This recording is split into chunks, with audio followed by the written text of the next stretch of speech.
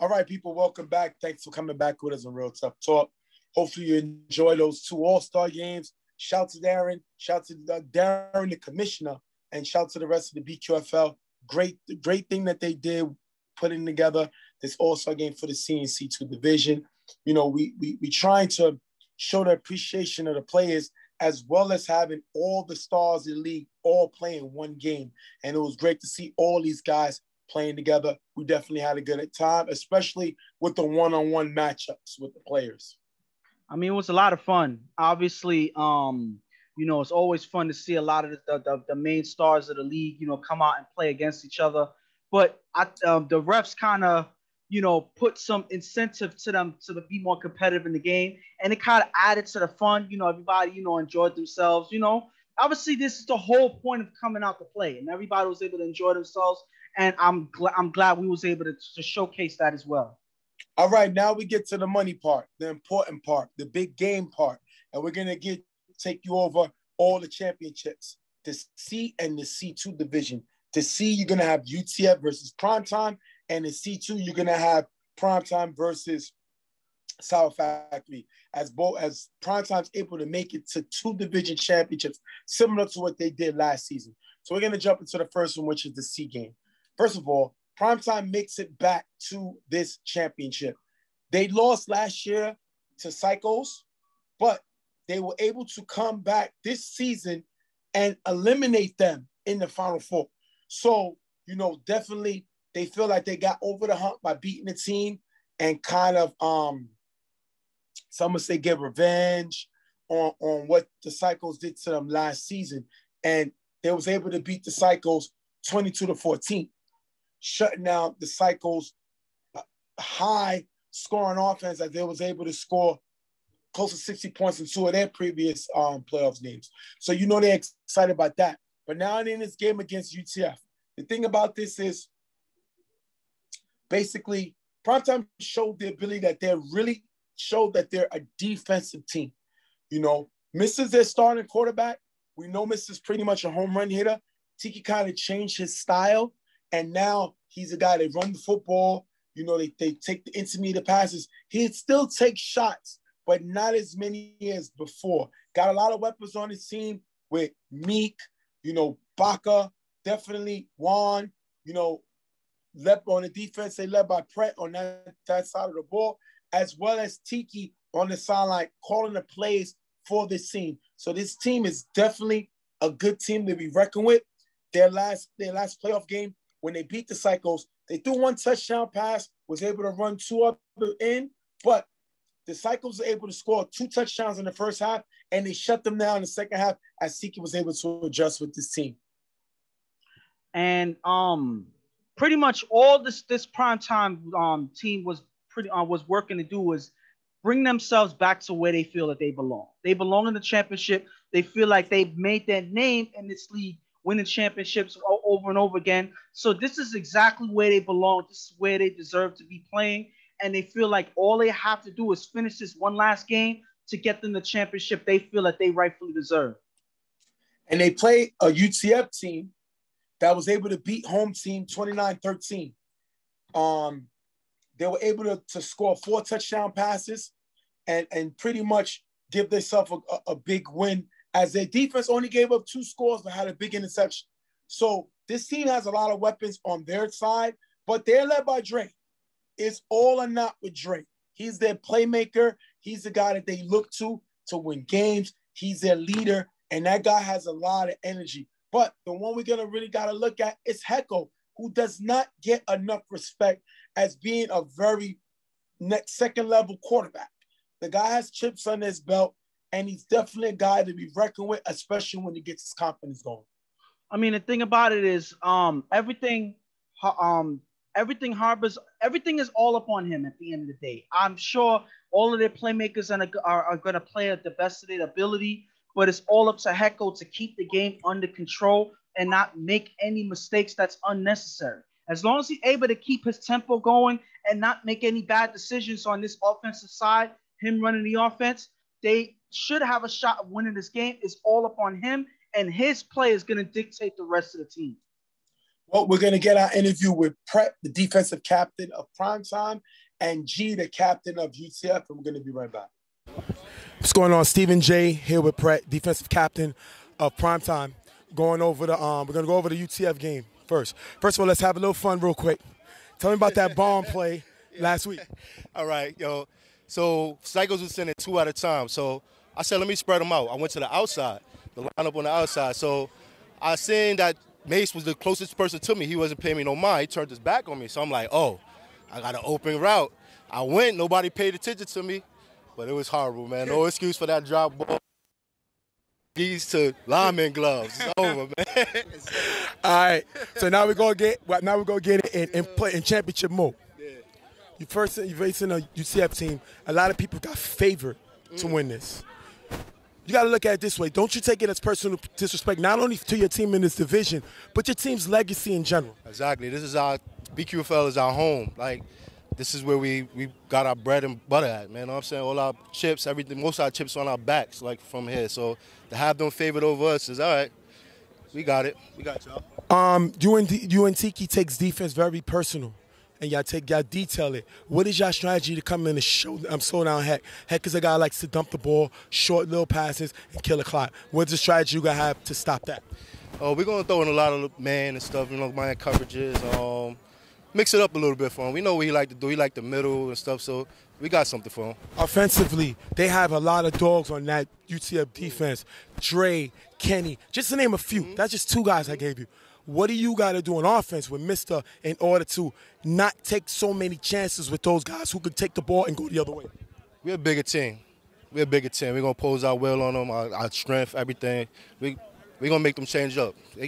Dre can't be everywhere. They got a lot of little guys. We're going to see. All right, last question. Tell me something personal about Tiki as a coach. We're not here to gas him, but the guys in the chip. Yeah, he got help get y'all back to a chip, and y'all in the chip in 2 divisions. What does that say about him as a coach? One of the greatest out here, man. We chop it up all week. We go with strengths and weaknesses, what we want to do in the game. He's one of the greatest out here, man. He's big help for us, man. All right, we to have him. We're going to thank Pret for being here with us. They got a championship game. We're going to see it right next. We're going to talk to y'all soon. All right. Yes, sir. Going on, Stephen J here with G, captain of UTF, about to play their championship game versus Primetime. Now, I just interviewed Pret, and I told him pretty much that y'all favored in this game. He kind of took it personal, talked about their team's legacy and whatever. Do y'all think y'all deserve to be favored coming into this championship game? Not at all. This is football. At the end of the day, the game got to be played. So we're here to play. Anybody, they can make more plays than us. They could get more lucky than us. Everything could go their way. This is the game. Today's the day. Doesn't matter their legacy, doesn't matter our legacy, doesn't matter anything. Today is the day. Championship day, Sunday, this is where we talk at. This is where it's at, right here. They say they're going to throw a lot of different coverages at Hecko. A lot of man, make him take shots downfield. We all know Hecko's the type of quarterback, like to chop up the field, kill the clock. They said they're taking all that away. Should we expect to see I take some shots downfield? My man Hecko been taking shots. We put up 70 points in 2 games. And that's not chopping the ball up. That's throwing bombs. Whatever whatever he sees, he's taking it. So they can say whatever they want to say. Everybody, he been going through that for years, bro. He's going to come out. We're going to do the same thing. We ain't changing nothing. We're going to do the same thing we've been doing all year long. Now, you got a good offense, like you said. But let's talk about that defense. You got a lot of guys on that defense, led by Dre. You know, I said Kenny, Rich at the giver. You got a defense that can take the ball, not only take the ball from the offense, they can go the other way with it. Tell me about those dogs on defense. If everybody know the game of football, offense wins games, defense wins championships. And them guys that I got on that side, man, I ain't gonna lie. They individually played everywhere else, other leagues, other teams, whatever. They dogs, man. We here because of them, man. We here because of them, man. And I appreciate them. All right, we're going to thank G for being here. They're in the championship versus Primetime. Next, we're going to see what happens. Talk to y'all soon. Thank you, brother. All right, we're going to thank them guys for being with us. We appreciate the time. And definitely tell me real quick, what do you think you need to see from either team in order for them to have opportunity to win, starting with UTF? With UTF, they have to keep their heads in the game. They have a lot of players that can lose it on the field, that can, start taking it out of the game, arguing with refs, worried about calls and stuff like that. Dre is their leader, and he has to show self-control. He's one that when he gets into the competition a little bit too much, he kind of loses his head. So he has to dictate the tempo of the game, especially as a leader of their defense. And speaking of that, he's not even there in the beginning of the game. So that may actually hurt or affect the way that they start out in this game. And when you start out in the game slow or anything like that, it can fall into everything else in the end of the game. So Dre not being here is a big thing that they may miss, and it may affect their play. And Primetime. And Primetime, they just got to keep doing what they're doing. They got to keep Mr. from making bad decisions on their side. Because Mr. every now and then, when he's either under pressure or when he feels like he can take a shot, he can make mistakes on the field. But all of these playmakers have to do their job in this game because UTF has a defense that's good enough to take over this game. If they do not make good plays, the defense will make them pay for it. So they got to be on their A game in this one here. Last thing I want to know, why did you pick UTF to win this game? Why was that? Because I feel like UTF, one, I could say UTF has, out of both of them, they're more of the team with the energy. Like, they're more of the team that's up-tempo. They're up there, the team that, you know, runs 100 miles an hour no matter where they're going. So that's the team that, since they have the energy, I think that they have an opportunity to overwhelm this Primetime team and catch it by surprise. That's kind of the reasons why I kind of picked them over Primetime. But I did say that it was going to be a close game. It can technically go either way. All right, we're going to jump right into the game of Primetime getting the ball first on a 4-and-out at 35-yard line. Mr. with a short pass to Juan on the sideline for a decent game. Third down on fire rush. Mr. throws to Juan in the gap, high, incomplete. Fourth down at the 10-yard line on 5 rush. We're blocking from Pratt. Mr. throws to Macho in the back of the end zone. High, incomplete. Mr.'s also flagged for stepping over the line before the throw. 5 yards and loss of down. Mr. seemed to struggle with his accuracy, something that he's done numerous times in his career. He's kinds of, the ball tends, especially high passes, the ball sometimes sails high. It does on his drive, and they're not able to capitalize with the excellent field position they got, giving the ball back to UCF. Well, if you look at the key of this play is he's under pressure. Pratt is blocking, but Mr. has to scramble and buy himself some time as well. UTF is sending 2 guys often, so he has to find a way to make these passes. And when he's on the rollout, he's not as accurate, and because of that, that pass sails high, doesn't see his feet on his place on the field, and he ends up stepping over the line, costing the down, and eventually the turnover. UTF gets the ball back after getting the first down. Heckel throws a G on the sideline for a decent game. If you look here, Baca steps away watching the quarterback, leaving G open. Second down, Heckel throws the G in the gap, getting him to the 7-yard line. If you look here again, Brett and Baca both guarding Nas, and G left open in the backfield. And look right here, they're arguing.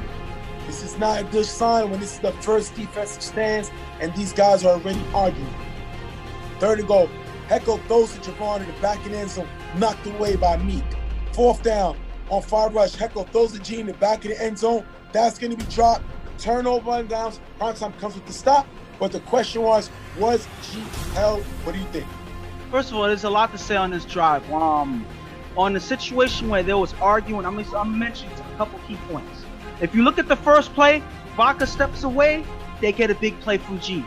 The next play, Pratt and Baca guarding Nas. What happened? G gets open for a big play there.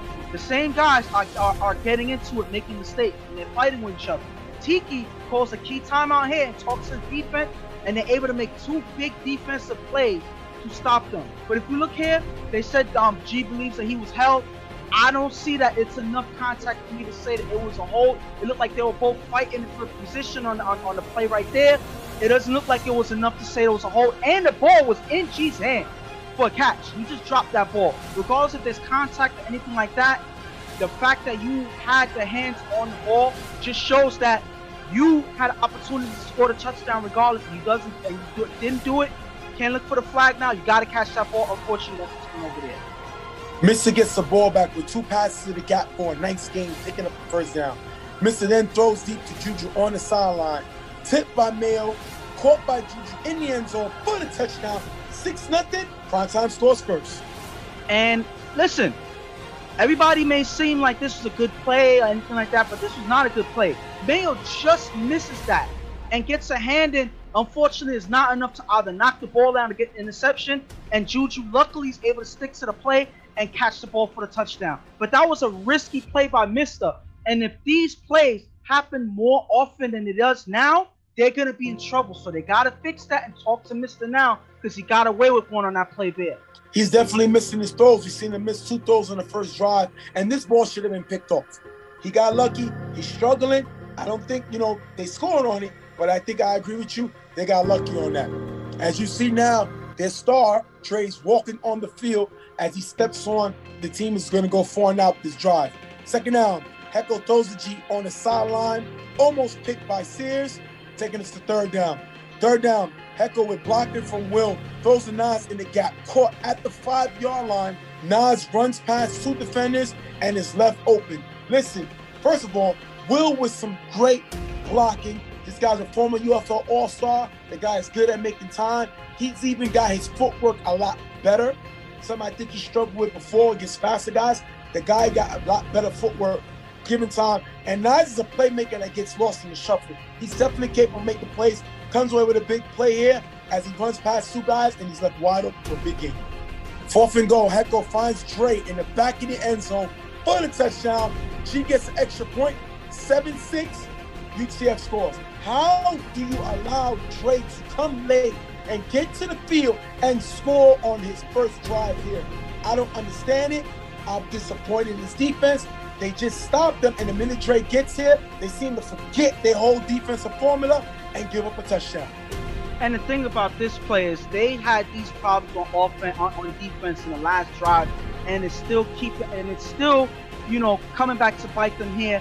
One name that we keep mentioning that they gotta talk to is Brett. It looks like Heckel is taking advantage of Brett following the quarterback's eyes, and because of that, he's able to find his receivers open. And the worst person that you want to get into the game is Dre. And as soon as he gets on the field, the first drive, he's able to put up some points. That is not a good look for this primetime defense. They have to fix this problem and fix it quick. Second down, Mr. throws a macho on the sideline for a nice game, picking up the first down. After a first down, second down again, Mr. throws a Juan in the gap, tipped by Juan, almost picked off by Steve-O, and they're not able to get it.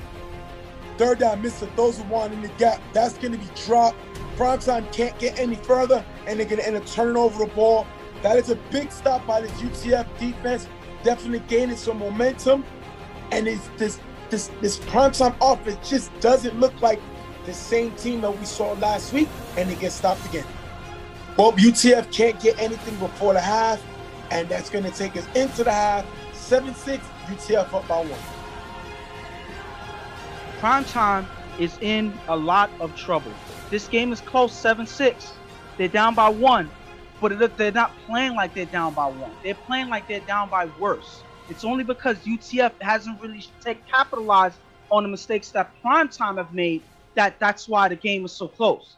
They were supposed to find way that last drive, they needed to score there to at least keep the momentum going in their favor. They let Dre come in on the first drive and get some points on the board. That is not a good look. And then you have Brett and this defense getting caught off guard, watching the quarterback. They need to communicate more. They need to watch the receivers and find out exactly where they are. Because they're not doing that, they're giving opportunities to UTF a little too frequently. So if they don't do that and adjust themselves in the second half, they're going to be in a lot of trouble in the second half. If I'm UTF, I love where I'm at right now. Not only are we up by a point, not only did Dre come in and immediately contribute with our offense. Mitchell looks terrible. First drive, he missed 2 throws high. Next drive, a pass that should have been picked off was missed, and he got the touchdown. Next drive, another pass that should have been picked off. His accuracy is terrible, and his reading of the field is terrible. So if I'm UTF, I know he is not on point. He doesn't know where he's at right now because he's giving us opportunities. And my offense right now, listen, Hecko may sometimes struggle in his decision making, but he's pretty accurate. You know, he's able to, especially when you have a guy like Dre. No disrespect to Meek, Dre's the best player on the field right now. He's the best player on the field right now. And Hecko is going to do everything possible to get him the football, which is what he did on his first drive when Dre got here. So if I'm UCF, I like where I'm at right now, and now it's time to turn up the intensity. We're going to jump into the second half with UTF getting the ball. 4-0. Second down, Hecko on fire brush with blocking from G. Throws to Mayo in the gap for a decent gain. Third down, Hecko throws to Dre in the gap for a decent gain. Fourth down, Hecko finds Dre again in front of the end zone for the touchdown. The defense get caught offsides. The penalty is declined. Bezo gets the extra point. 14-6, UTF. And this is not a good look. Now you have Dre in rhythm. They scored the last 2 drives, not counting that one where the time ran out in a half, in a row. 2 full drives in a row, Dre was able to score the touchdown. That is not a good look on this primetime team. Again, Hecko's finding ways to catch his team off guard. And on that last play, they got caught offside. So I don't know what they're doing. I don't know where they are, where their heads are. Tiki needs to find a way to get this team back on track because they are losing it right now, and UTF is starting to pull ahead in this game. 14-6, UTF. Mr. gets the ball on 5 rush. He runs in the gap for a nice game, picking up the first down. People underestimate Mr.'s ability to run the football. He ran 2 touchdowns last week, so the guy can run when necessary, and he comes up with a nice game here. Mr. then will block from Pratt. Those are lining in the middle, getting into the 3-yard line. Third down. Mr. finds me cutting in the back of the end zone for the touchdown. 14-12. Primetime's crawling right back in the game. And this was a huge score for Primetime. They needed this. If they didn't score here, there would have been a lot more trouble than they are right now. But Mr. find a way to keep cool and collective on this drive, scoring right back, finding guys in the gaps, taking advantage of UTS mistakes, and they finally able to strike right back, finding Meek, who we haven't really heard his name much. He needs to be in this game more, but Mr. able to find him here for this touchdown, getting them down by 2. Meek got to get the ball more. Yes. Just like UCF has Dre, Primetime has Meek. You got to find a way to get him some one-on-ones. You got to find a way to get him involved in the game because he's definitely a playmaker. He's able to score. Primetime going to throw onside, but it's short. Kenny touches the ball, 4-out. Hecko throws to Dre in the gap for a decent game. Second down, Hecko throws deep to Dre, cutting it in the back of the end zone for the touchdown. If you look here, Brett gets beat by Dre cutting outside, and they're going to score. Bezo's going to get the extra point again. 21-12, UTF scores again. And right now, I don't know if they see it or anything like that, but based on the game and the way it's looking right now, it seems like they are bullying Brett right now. They are taking advantage of Brett. They're picking on him. He needs to get his parents to find out who's going to protect him or not, because he can't do nothing to stop this guy, Dre. Dre is taking advantage of him. Dre is taking advantage of his defense. And all 3 scores so far was by Dre. So as soon as he came in, that's when the game was on. That's when the energy of this UCF team came into life. And because of that, now they're up 2 scores. Because they're not able to stop this guy. He's doing pretty much whatever he wants. And Brett has no answer because he can't do anything at this point. He's being picked on. Somebody needs to help this man because he's getting isolated and abused. Definitely. He's supposed to be their meat and potatoes of their defense in that middle, and Hecko is going right after him. Get this baby out the street. Get him out the street because oncoming traffic is coming, and they're running all over him. Yep. Mr. in this offense is going to get the ball back right now. Remember, it's 21-12, and they're going 4-0. Mr. throws deep to Neek in the back of the end zone, knocked away by Mayo. Second down, Mr. throws to Juju in the middle. That's going to be trapped. Third down, missed on 5 rush. Throws a pig in the gap. Picked off by Fred. UTF gets the ball back. That is a terrible read. Pig was not open on this play. Mr. trying to force something, make something happen, and he turns the ball over. But the key thing that I mentioned all the way back from in the beginning of the game, he's under pressure. He's rolling out. He's trying to get the ball off because he sees the pressure coming. This was a not accurate pass. It didn't even go near Pig even if he was intending to throw the pig, it was nowhere near him. That's a free pass for Red to pick it off, and he takes advantage and gets the team on the field, and they have an opportunity to put this game away with them having the ball now. 21-12 UTF. Hecko's going to get the ball back on the very first play. He throws deep to Dre in the gap, picked off by Meek, giving the ball right back to Primetime. This is what I say. Sometimes Hecko makes questionable plays. You're up 21-12. Your defense just got the ball. And I know he wants to get Dre the ball, but not in Meek's vicinity. Meek is not going to allow Dre to bully him.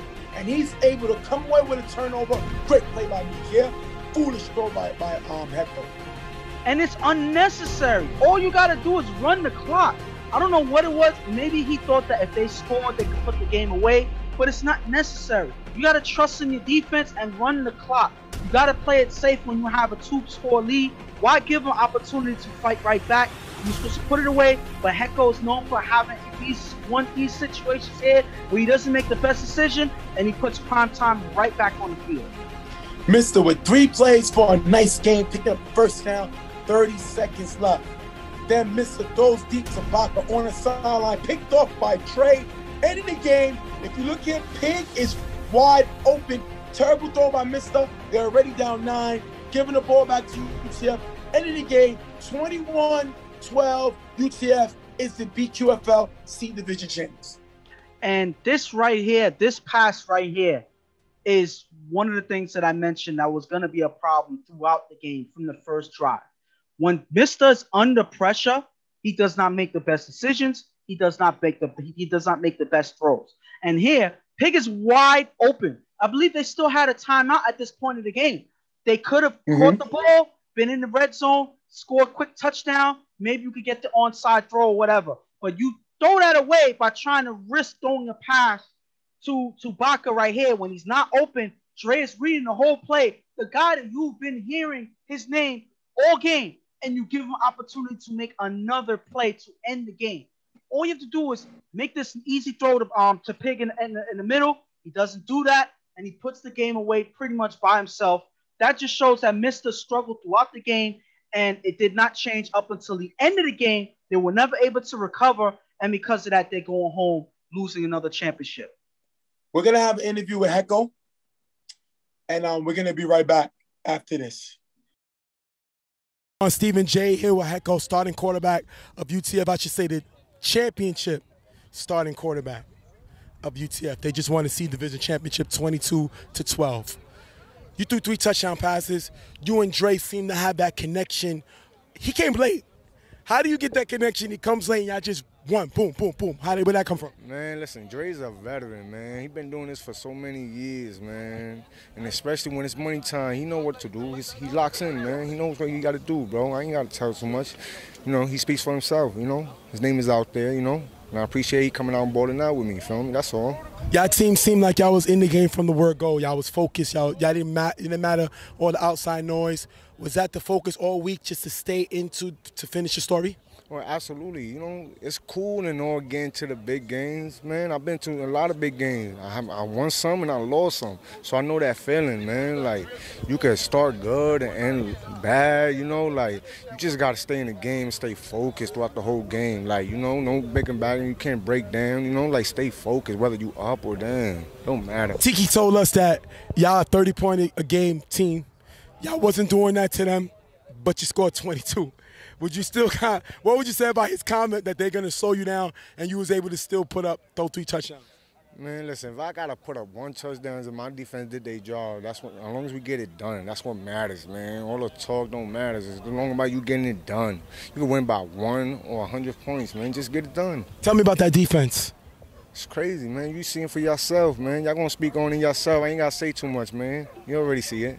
What does that say about UTF? See, I like to say, we know we got other leagues, A division, but I'm like I tell Ghost all the time, I'm a wrestling fan. So, you know, you got the A's as a heavyweight, the Intercontinental is always its next level, you know, boxing, weight divisions. What do you say about your team in y'all division, the guys y'all play? Do you feel like y'all one of the best teams in y'all division? Oh, yeah, without a doubt, we showed it. We just had to come out here and show it, you know what I'm saying, prove it, you know? We all got a bunch of ballers that could play, you know what I'm saying? Like, we just got to play as a team. As long as you play as a team, no matter that, you know, as long as you come out here, play with each other, that's all it takes, man. Like, you could do it with anybody, man. You just got to have guys that got the heart for it, you know? That's all. All right, we're going to thank Hecko. The guy's a champion. Got it done. Stop Primetime again. They was in the chip last year. Came back, and y'all stopped them again. Shout. Yeah. Listen, man. We gave Psycho that chip, man. I slipped, man. If I ain't slipped, man, no excuses. They got it. I respect it. Congratulations. I would have been here, man. But how does it feel now? Better, even better, you know, sweeter. Yeah, sweeter and sweeter about a minute, you know. All right, we're going to thank Hecko, man. We'll see you on the site. This was not a good effort by Primetime at all. They made mistakes on both sides of the field. Mr. Worried about the pressure too much, not making the best throws, not making the best decisions. Then you had this defense led by Pret, and Pret was the guy that they were taking advantage of all game. They were supposed to make some adjustments. They were supposed to switch and move guys into different positions. They did not adjust, and because of that, Hecko kept taking advantage, and Dre was pretty much able to take over this game on his own. They were not able to stop him. All the touchdowns were scored by Dre by himself. And that's because this Primetime defense was not able to adjust. They didn't choose to adjust. They didn't care to adjust. They didn't see that they were making mistakes on the field. And because of that, they're going home without anything to show for their hard work this season. This is all on them. And you got to bring Tiki into the mix and people who didn't really adjust on this team right here because adjust needed to be made. How can you not see what we're seeing? They were taking advantage of the miscommunication of this team. They were taking advantage of the one-on-ones with Pret in the gaps, and everybody was busy looking at Hecko's eyes rather than watching the receivers, and they were getting open in the gaps all game. So because they never adjusted, it's why they end up losing 21-12, a little bit worse than what I called. It was supposed to be a closer game at least, and they made it worse than what it could have been. I got a lot of blame to give out. Yeah. So they can share it. So I put this on 3 people. I put this on Mr. Pret and Tiki. Hey.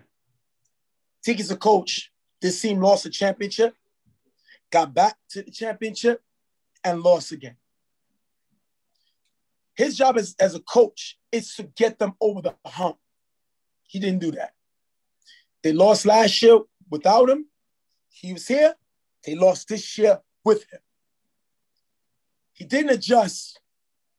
There is no way nobody other than Meek should have been calling Dre. Anywhere Dre went, Meek should have been there. What happened when we see Meek guard him? The ball got intercepted. You got to know to rotate. They attacked Hecko. It was time to get Hecko out. They attacked Pret. It was time to get Pret out the middle. I don't understand why Pret is staring down a non-mobile quarterback. Hecko cannot run the ball. Hecko does not have E, who you saw plays with, home team, which is his guy that he likes to dump the ball off to.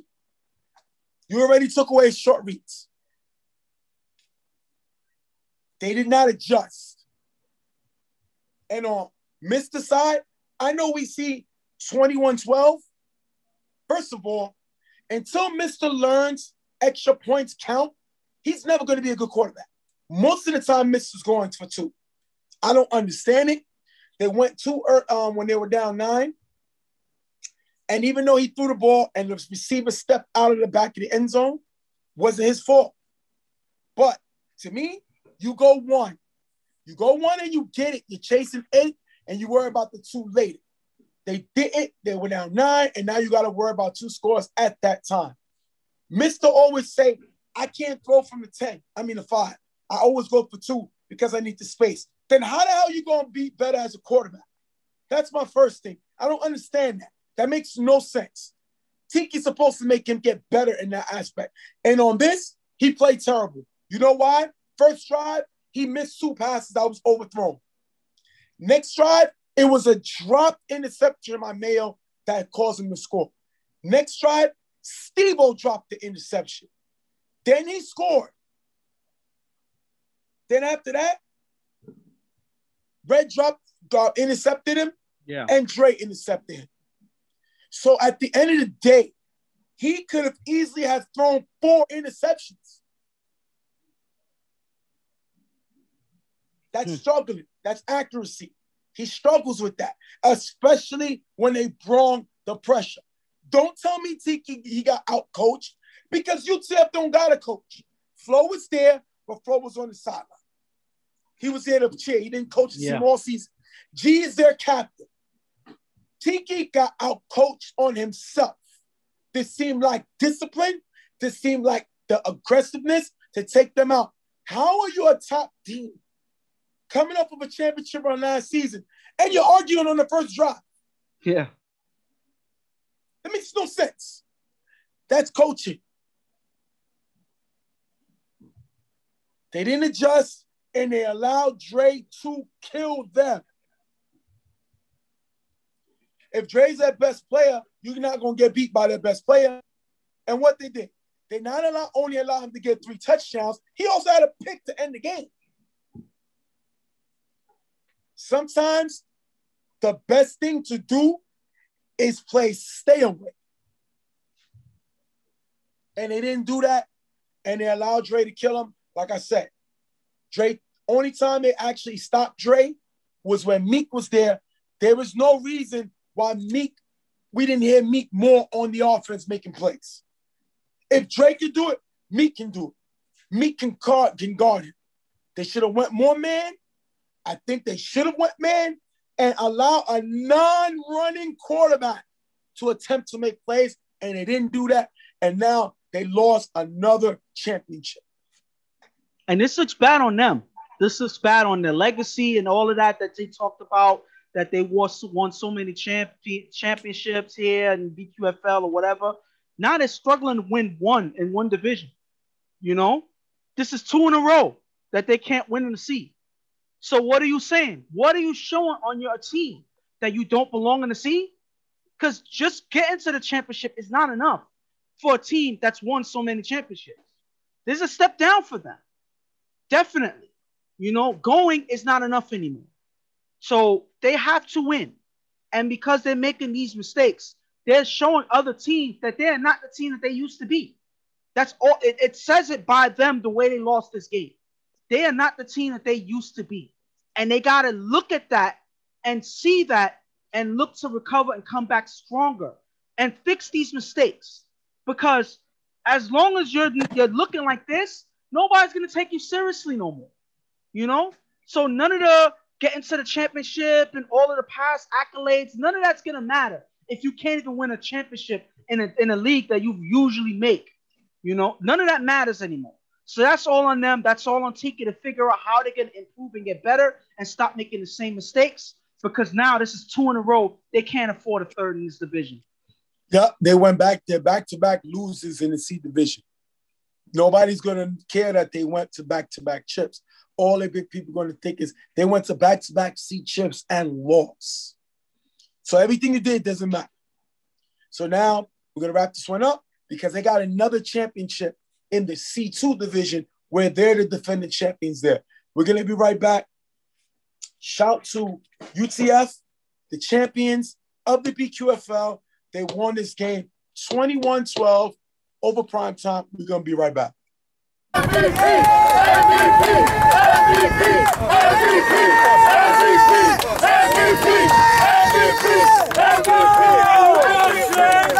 told you, nigga. Yo, check this out, yo. Thank you for being here. Don't f***ing lie, son. Let's go. Yo, I love all y'all niggas, man. From here, from Brooklyn to Uptown to Harlem to the BX. I love y'all. Where the f*** go, y'all? Y'all know what's up, nigga. Yo. That's how we do it, nigga. Yo, when I say Uptown, y'all say finest. That's how you catch yo! You heard? When I say Uptown, y'all say finest. And then on 3, we give a boom. When I say Uptown, Y'all say fighters. On down. Fighters. On down. Fighters. On down. 1, 2, 3. All right, people, welcome back. Real Tough Talk. Stephen J. Ghost. But we're going to jump into the next game we want to talk about. Pretty much the last game of the day. And that's going to be the C2 championship with Sour Factory facing the defending champs, Primetime. Now, Sour Factory, they're coming off of an amazing win that we've never seen before. This team was able to come back down 19-0 under 2 minutes and beat Next Level. And the way they beat them is crazy. You know, Next Level was up 19-0, and they was able to make plays, even though their quarterback threw 4 interceptions. They were still able to win the game. Unbelievable. 4 interceptions. Next Level ran back a kick on them. Next Level ran back a pick 6 on them. So they were up, and Sour was able to come back, score. Mimi took the game over. Mimi had a pick 6. Mimi had a touchdown catch, and then Mimi had the extra point to win the game. So at the end of the game, and he also had a big tip that caused an interception. So Mimi was on fire and ended Next Level's run. On the other side, Primetime, who's a defending champs, humiliated Ambition, blowing them out 26-6. Game wasn't even close. Mr. looked great. 4 touchdown passes, no interceptions, and their defense only gave up 1 score late in the game to win that game. The question about this is, would that loss that Primetime just had leak over into this game? I feel that this can fall into that last game that they played in C can fall into their game. This game, it can. It really can. Why? Because they have the same exact quarterback that was struggling in the first game, playing in the second game. So now the burden and the weight from that last game is carrying on him in the second game. So this is where coaching is key in this game.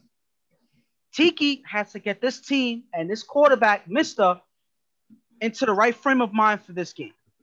Because one thing they can't do is they cannot make the same mistakes that they made in the last game. They got to erase that out of their mind. Whatever happened that last game has nothing to do with this game. They got to get through with that. And they also got to do another thing, which is key. They got to make sure that they don't let Mimi kill them.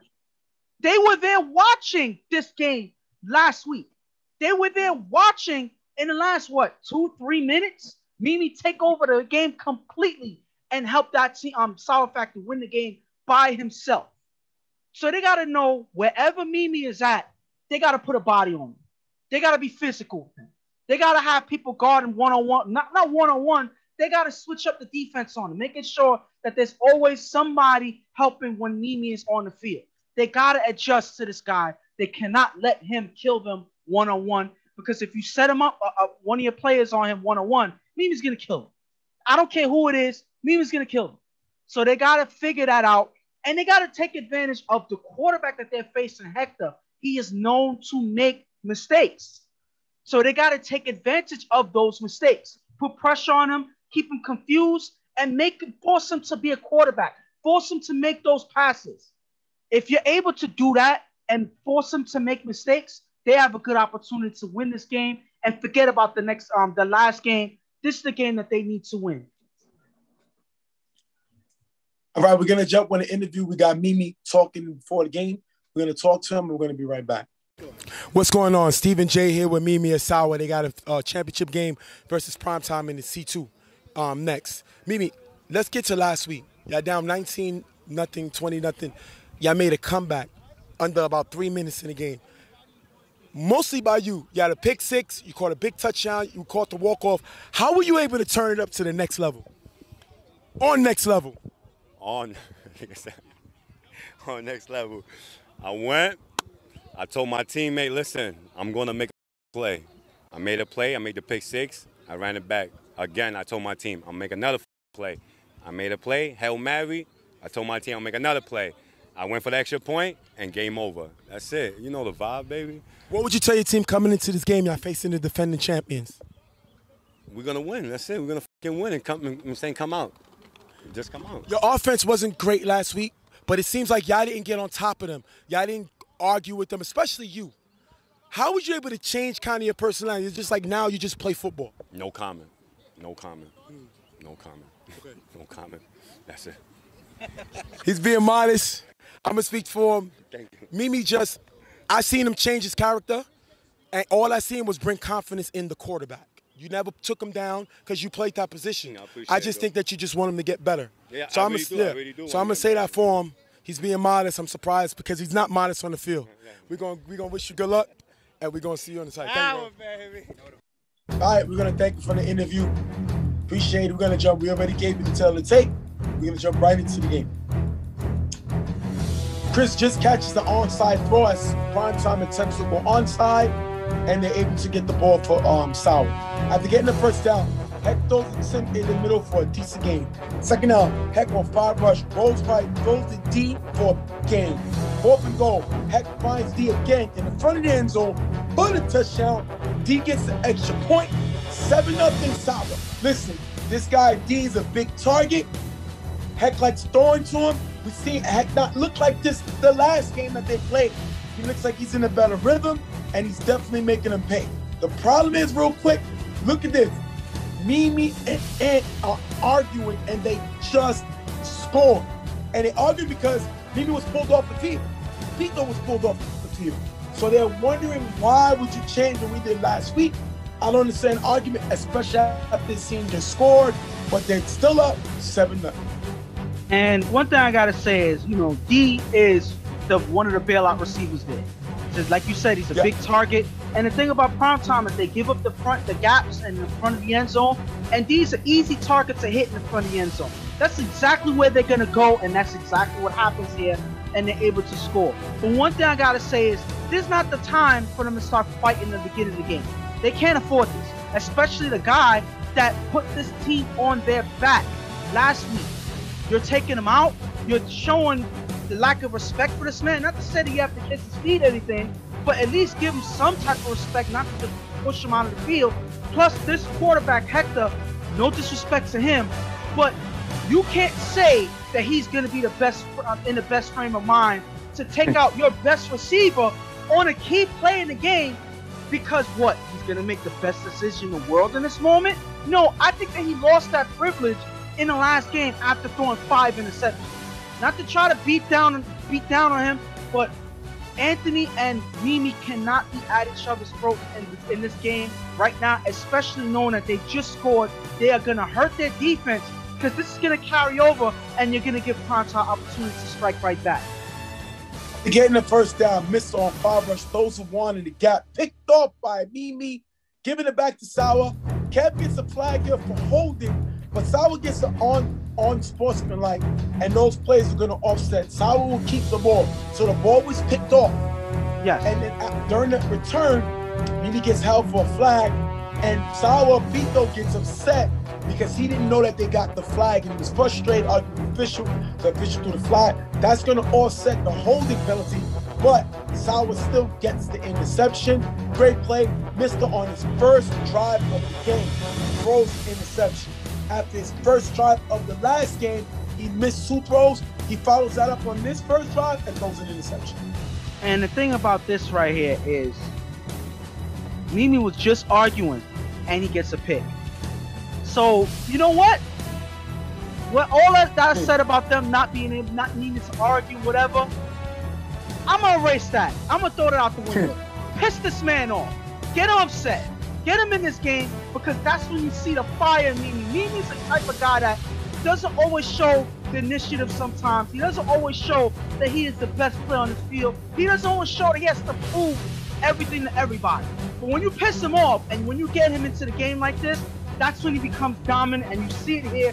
He comes up and snatches that ball right out of the air for that big interception here. So as long as they keep pissing him off, I think that's going to be a good thing for them because he's making some big plays here, and they need him to have that fire if they want to win this game. But I got to speak quick about Mister and his struggles. You see that it's carrying over from the last game. If you see here, he's also under pressure on the 5 rush. Every time you see him make a mistake, it's always past 5 rush. He's looking for the rush. He's making inaccurate throws, and he's not finding receivers.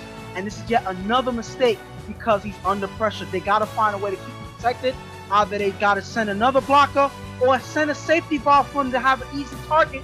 Otherwise, he's going to keep making mistakes like this here. Third down after a short pass. Head throws deep to Ant, wide open in the back of the end zone. Drop as the defense leaves him open. Let me tell you something. Anthony was the other part of that argument with Mimi. We seen Mimi make a play, Anthony doesn't. You got to catch his ball. You can't be telling people, this is what I do, you don't know about me, and have the opportunity to make a play, and you don't. You know what it says, be humbled or be humbled.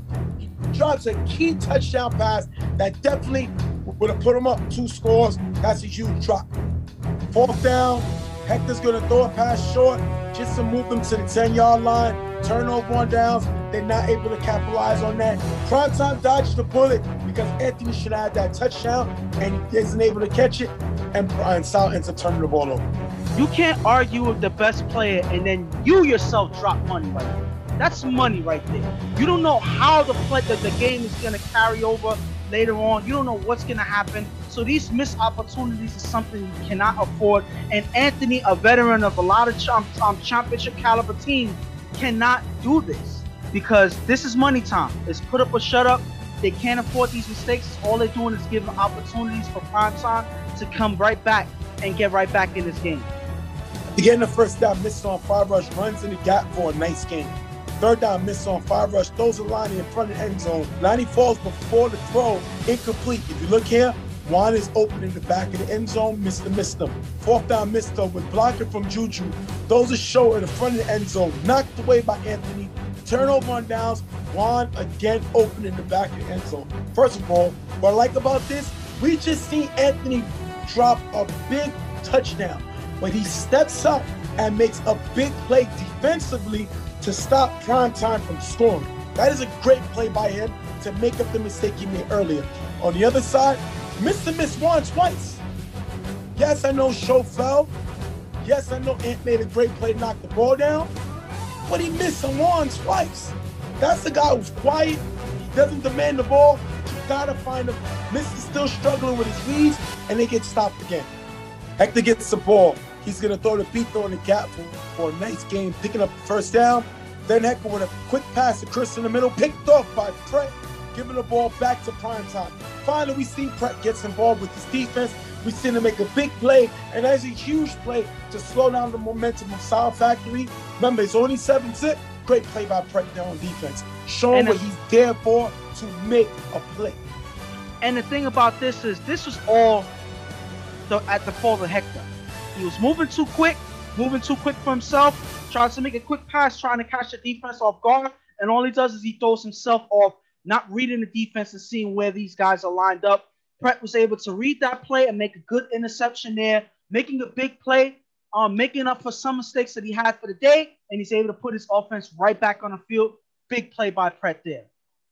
Primetime can't do anything before the half, but we're going to go into the half 7-0, Sour Factory. Now, speaking of Primetime, this is yet another game where they're down in the half. They're down without scoring in this half. So it may look like it's worse in this game than it is in the last game. But the difference is they still have an opportunity to make some plays on defense. Brett just showed that. So this is not this game. They have a better shot in this game now than they did in the last game, only because Hector, the quarterback for Sour Factory, has opportunities to make mistakes at any given time of the game. And if they're able to get him off his game and make mistakes, they have opportunities to come right back. But they got to be more efficient on offense. Mister has to be more confident in the pocket. Until he's able to make these throws under pressure, he's going to struggle. The defense is going to find ways to put pressure on him. He has to find a way to get some easier targets in the gaps, takes advantage of the defensive mistakes, and get on board quick. If not, he's going to struggle throughout the game the same way he did in the last game. Listen, if I'm sour, at the end of the day, we're playing with house money. We don't even belong here. We should have lost last week. So we got nothing to lose. The pressure's on Primetime, especially with them just losing a championship. So if I'm them, I'm not worrying about it. Uses this the part where Mimi turns up, makes things happen, which is what he did last week. And we just got to do that. Meek is not here. Meek was their best player. Meek has to leave to go play, I believe, in Expo. So he's not here. So at the end of the day, we're not worrying about them offensively. Mister's been struggling. First half right now, he's 0 for 3. So we're not worrying about him right now. We just have to make sure Hector does not make mistakes. Keep the game close, and we can make something happen. We're going to jump into the second half. After getting the first down, Mister with 2 passes in the gap for a decent game. Third down, Mister on 5 rush runs in the gap, getting to the 1-yard line. 4th and goal, Mister with blocking from Craig, runs into the end zone, for the touchdown. Anthony intercepts extra point. So at 7-6, South End. These are the drives that they need from Mister moving forward. If he's able to take advantage, find his receivers, find the gap, he's able to score. He was able to do it easy on that drive. He should be able to keep going in this way if he's able to play like that. Sauer gets the ball on 3rd down. Hector throws it to him wide open in the gap, who runs for a nice gain and a first down. Once again, Brett is guarding no one. He is a liability defensively. He made an interception earlier, but that was because more of Hector making a bad play. Right now, Brett looking like he doesn't even need to be out there. I don't know what's wrong with him, but he gives up this big play to him. Hector then throws deep to Mimi. 1-on-1. Mimi with the catch in the end zone for the touchdown. Mimi gets a 2-point conversion. 15-6, Sour Factory. And look what happens. You give them opportunity, now they find Mimi. You make a big stop there, they have to probably try to force a play from further. Your defense will probably be able to make a better play. But then you set up a one-on-one with Mimi. I don't care who's on your team. Nobody needs to go one-on-one on Mimi because they're not going to be able to stop it. They don't have nobody on this field that can stop Mimi one-on-one. So they were supposed to pair up on him, put a body on him on the line. Whatever they had to do to take Mimi out this play. Letting him go up top one-on-one was the worst decision your defense could ever make. And because of that, that was probably the easiest touchdown this team has made all day. After getting the first down, Mr. throws a mantra open in the gap for a nice game. If you look here, the gap has been left open. Mr.'s able to make a play. 3rd down, after a short pass, Mr. throws a Juan cutting in the front of the end zone. Dropped by Juan, tipped by Chris, picked off by Paul, who runs it all the way down the sideline into the end zone for the touchdown. 21-6, Sound Factory scores again. This is not a good look at all. That was a touchdown pass right there. Mister's already struggling to keep your team in the game. And what do? You drop a big pass to give the defense an opportunity to make a play. And what do? They capitalize and it's 6 points the other way. This was supposed to be your team, at least being under by what, 2 points maybe? Not counting extra point. You would have been within an extra point in this game, and you turned into being down 2 scores because of a drop pass. This is Mister struggling, and when he makes a good pass, you drop it. So this is everybody dropping the ball here. This is everybody making mistakes on this primetime team. You cannot tell me that it's not because of what happened in the other game, that the momentum in the other game is affecting you in this game, because now you're making routine touchdown passes into drops and it's getting taken the other way. Clock is moving. 2nd down, Mr. throws a creep on the sideline, who runs for a nice gain, pick up the first down. We finally see Creep getting the ball. Mr. then throws a Creep wide open on the sideline. That's getting dropped. Mr. then with 2 passes in the gap, getting to the 5-yard line. 4th and goal. Mr. finds Mantra on the front of the end zone for the touchdown. 21-12. They get back into the game, chasing 9, and they're going to go for the 2-point conversion. Tell me what you think of the touchdown, though. This was much needed. This could have been a closer game. Maybe this drive probably would have given them the lead. I don't know. But my thing is this. They needed this. If they didn't get this, it's game over. So they have to find every way to keep this game alive. I think it's a little too late now because of that big play that they just gave up. But this was Mr. trying to find his way to get into the end zone, and they finally get Macho in. But I'm not going to talk too much about this drive so far. One thing that we missed that we didn't talk about, you see Creep making a big play in this drive, but you also see Creep after that interception or before the interception talking smack with the other team, talking smack like they're in the game and all of this and that, knowing that they're down 2 scores. You see them, they dance on the field. So this just shows that this team is falling apart. This team is not caring about this game anymore. Mr. finally able to get them into the end zone, but I think at this point where all that's happening, it's a little too late. They go for 2. Mr. with the throw, hitting Sears in the front of the end zone, but Sears stepped out before the catch. They're not able to get the extra point. They're chasing 9. Sauer gets the ball back. Evidently, they run the clock out. End of the game. They're the C2 champs. 21-12. They beat Primetime. This, first of all, congratulations to Sauer Factory. They fought in every game that they played in this playoffs to get here.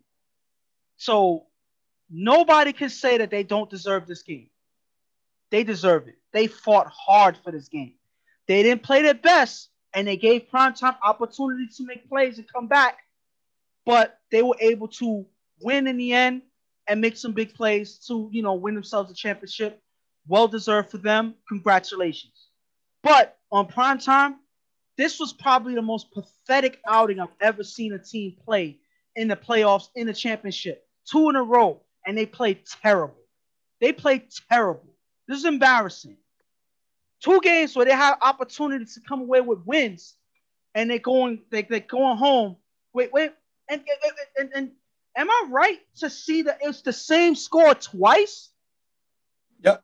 Okay, 21-12. You lost twice in 2 different divisions, 21-12.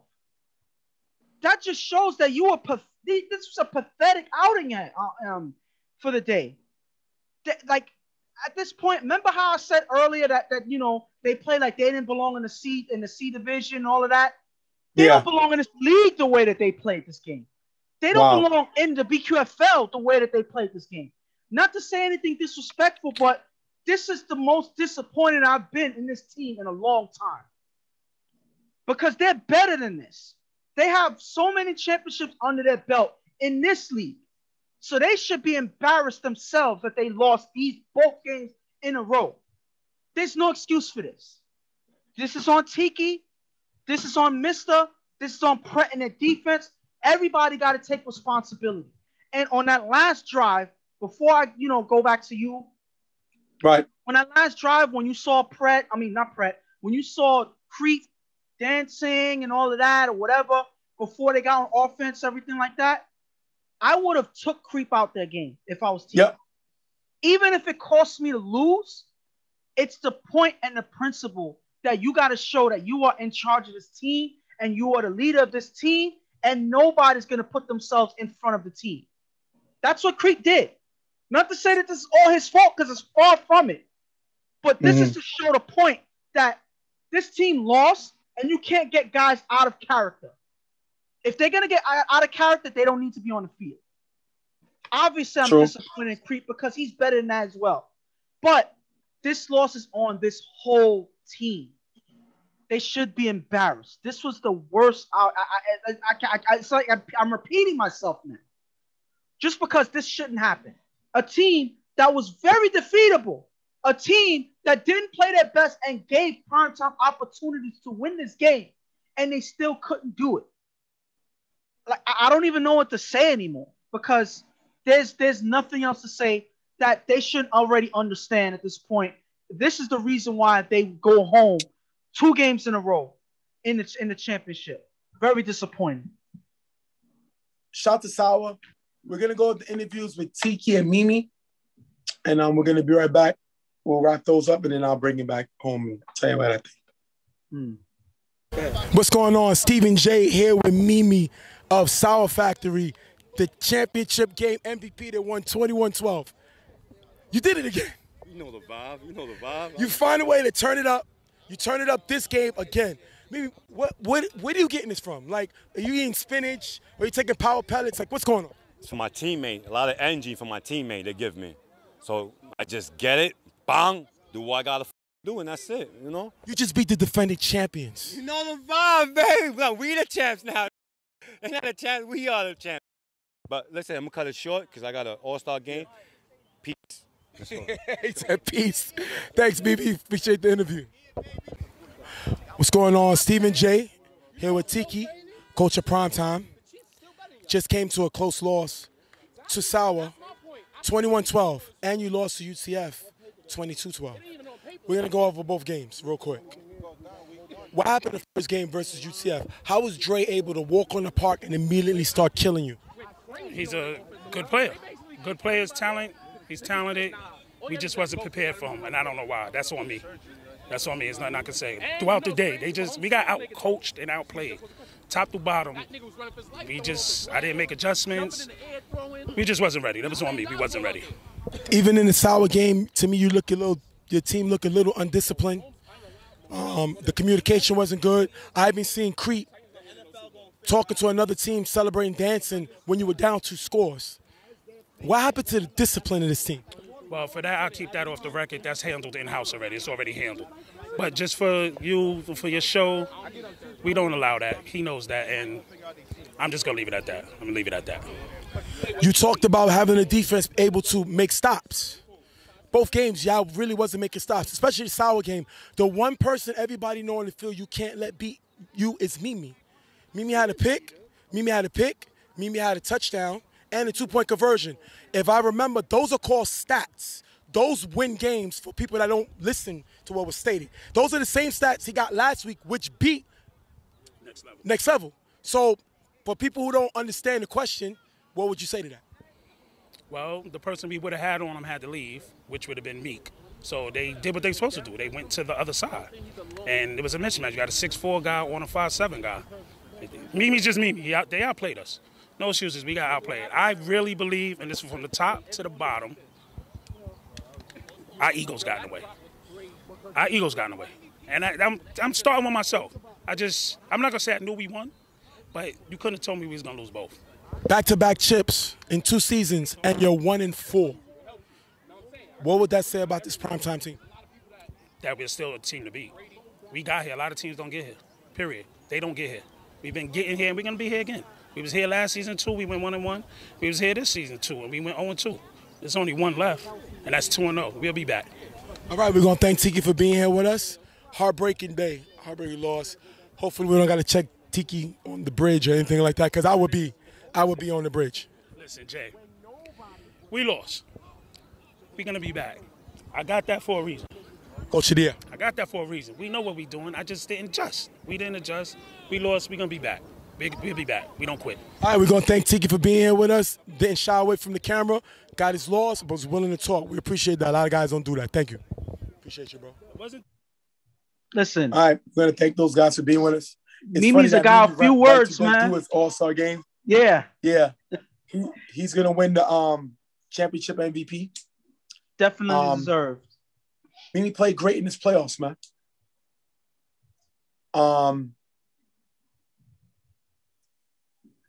The best money to win is money you didn't expect to get. Yeah. And that's what Sauer did.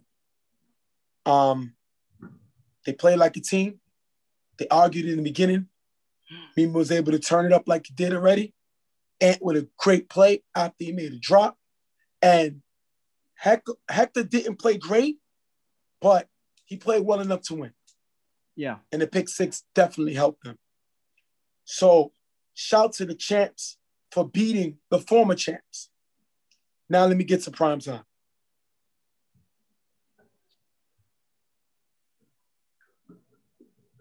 In 2 seasons, this team is 1-4, 1 for 4. 1 out of 4. They won 1 championship out of 4. They lost 2 chips today. And I remember in the BQFL, don't quote me, I think we covered it when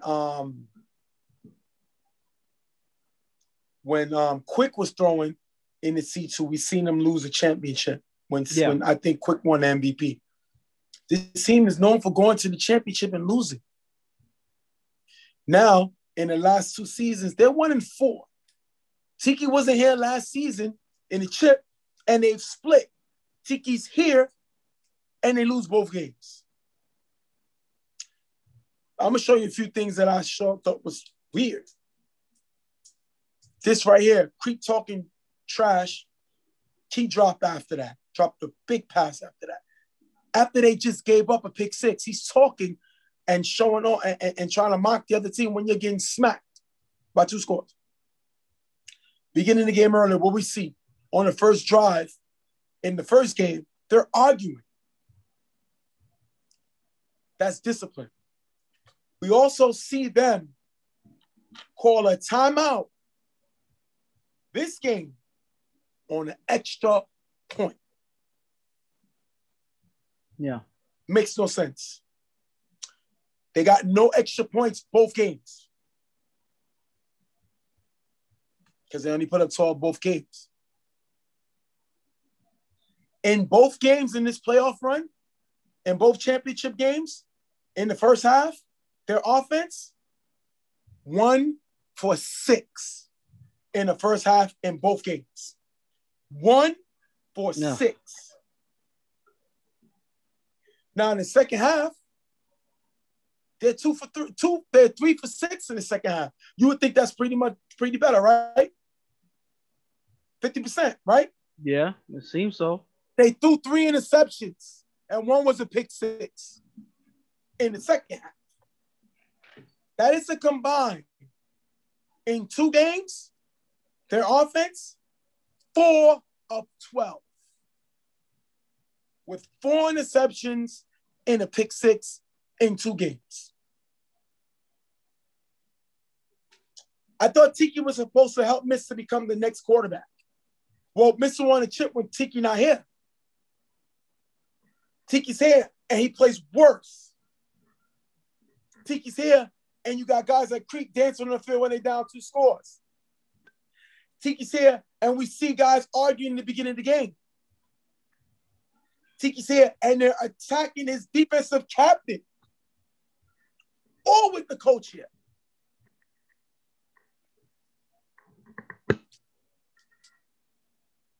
That is a slap in the face. Like we said, Tiki's supposed to be the mastermind, and he let 2 guys beat him. Mimi beat him the second game. Dre beat him the first game. 2 individuals beat him.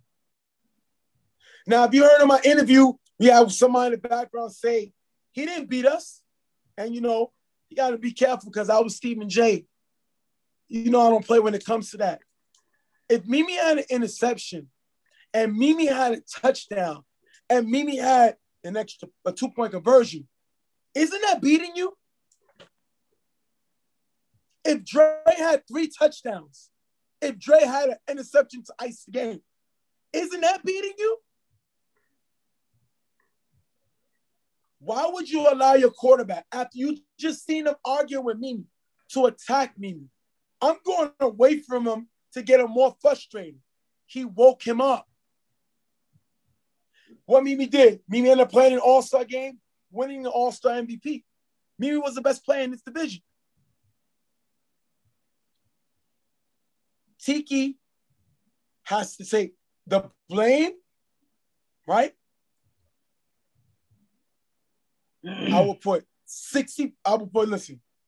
I'm putting 50% on Tiki because it's half his fault. And you know what? I'm turning it up. It's 60% his fault.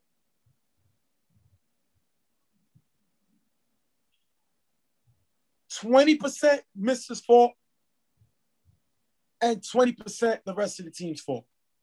That's how I put it. Why didn't I hear Baca getting the ball? We seen him go to Juan. They missed Juan twice in the end zone the last game. I'm sorry. We seen him miss Juan twice in the end zone. And then when they do get him the ball, he drops it and it's picked off. We seen Pratt get embarrassed. They attacked him all day, both teams. What was the main thing Pratt was doing? He didn't know where he was on the field. Why? No communication from the safeties behind him. So he don't know where he's at. Him and Baca got into it. Communication. All this leads to what? Coaching. And Mr. Again, that offense went 4 of 12. That looks more like the Mr. of 0. 4 of 12. Nobody's going to remember Mr. won the championship last year. Everybody's going to remember that he lost 2 chips in 1 day. Same quarterback. So, yes, we all love the fact that we got to the dance. It's awesome to get to the dance. But you know what's the worst thing about getting to the dance?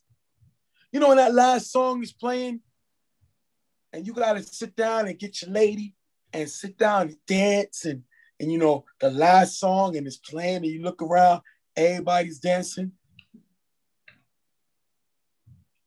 Well, Primetime was that guy that came to bring the girl to the dance and she left with somebody else. And they're stuck sitting down watching her dance because that's exactly what happened to them. They watched 2 teams. You know what makes it worse? You heard them say they're the home team, right? This is pretty much their league, right? Yeah. 2 uptown teams won. 2 uptown teams came in your backyard and took the championship right out your hand. Legacy?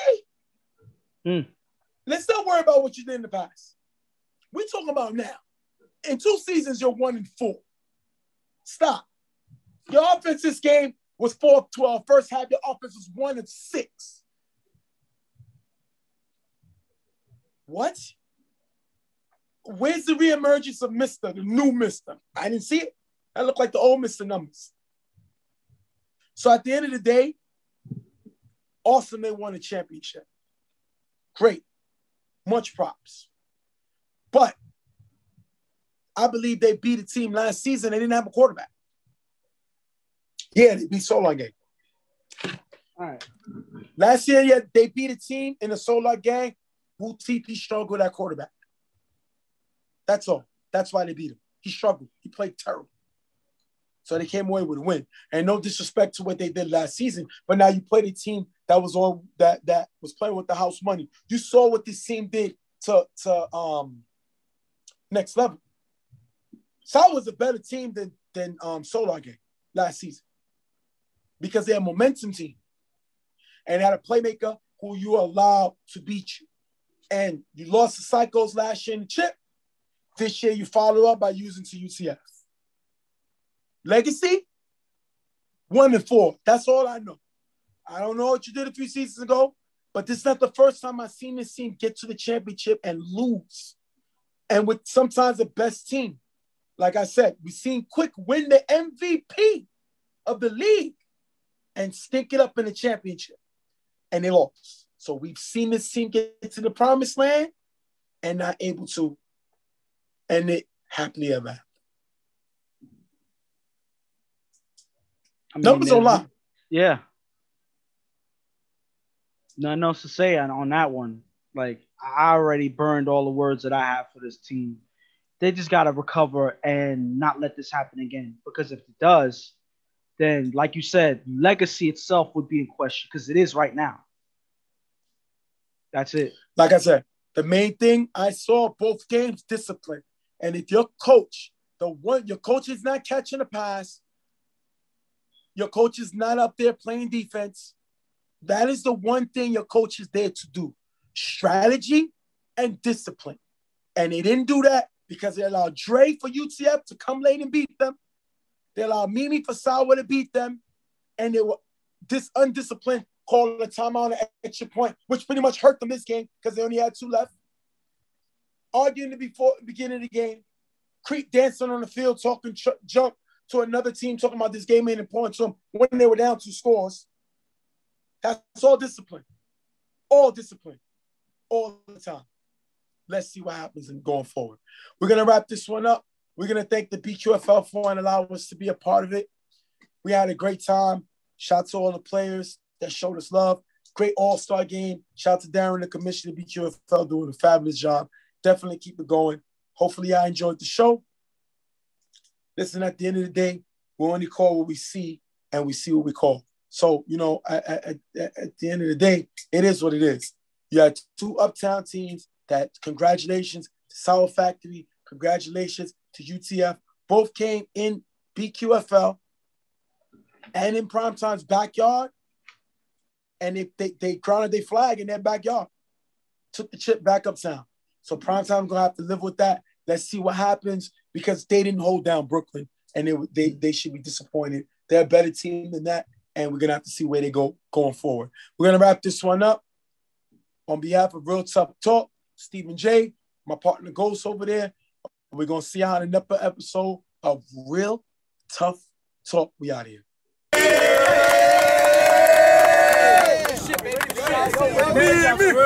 appreciate you. You know the fire. Let's go, baby.